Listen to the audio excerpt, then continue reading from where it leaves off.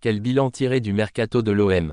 Alors que l'été marseillais s'annonçait radieux, avec pour la première fois depuis longtemps un entraîneur, Roberto De Zerbi, qui passait le cap de la première saison, la conservation de plusieurs joueurs cadres et une volonté affichée de renforcer l'effectif en vue de la Ligue des Champions, les belles promesses initiales se sont progressivement effritées.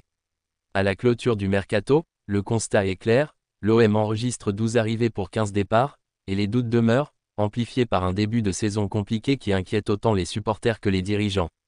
En mai dernier, au moment de dresser son bilan de fin de saison, Pablo Longoria avait annoncé la couleur: quand tu finis deuxième et que tu es dans un cycle de construction graduelle, il est normal de vouloir conserver la base de l'effectif.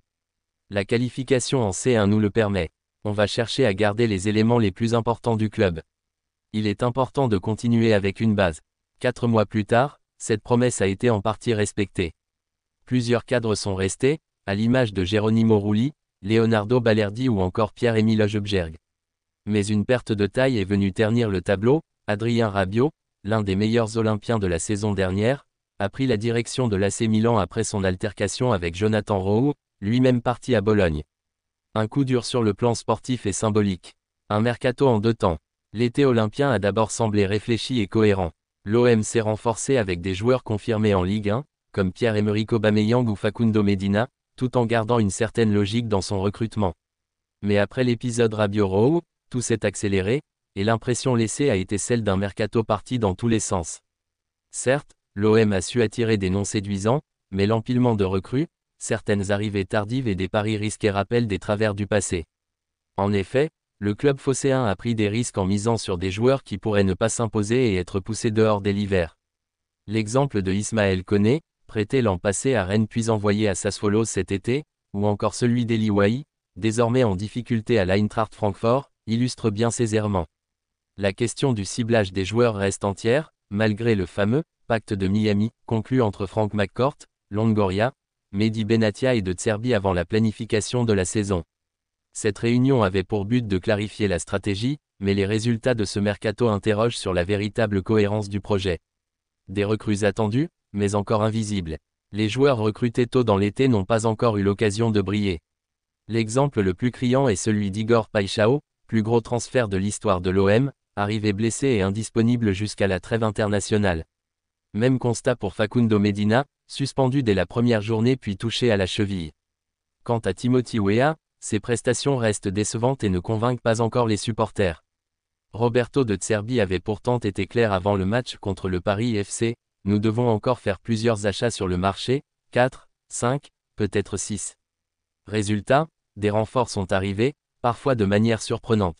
C'est le cas d'Emerson Palmieri, débarqué dans les dernières heures du mercato pour occuper le poste de latéral gauche laissé vacant par Quentin Merlin, parti à Rennes. Un mouvement qui a soulevé de nombreuses interrogations. Sur le front de l'attaque, les nouvelles sont plus rassurantes. Le retour de Pierre-Emerick Aubameyang est réussi, auteur d'un doublé contre le Paris FC, 5-2, il s'impose déjà comme un leader offensif, reléguant même Amine Gouiri sur le banc après un début de saison raté.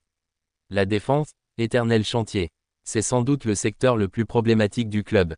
Déjà fragilisé la saison dernière par les changements de système, passage d'une défense à 4 à 3 centraux après une lourde défaite face à Auxerre, la ligne défensive devait être prioritaire cet été. Mais les renforts ont tardé. Seuls Medina et Seji Egan Riley ont d'abord signé, ce qui a forcé De Zerbi à bricoler. Lors du match d'ouverture à Rennes, 0-1, il a dû aligner Geoffrey Kondogbia en défense centrale.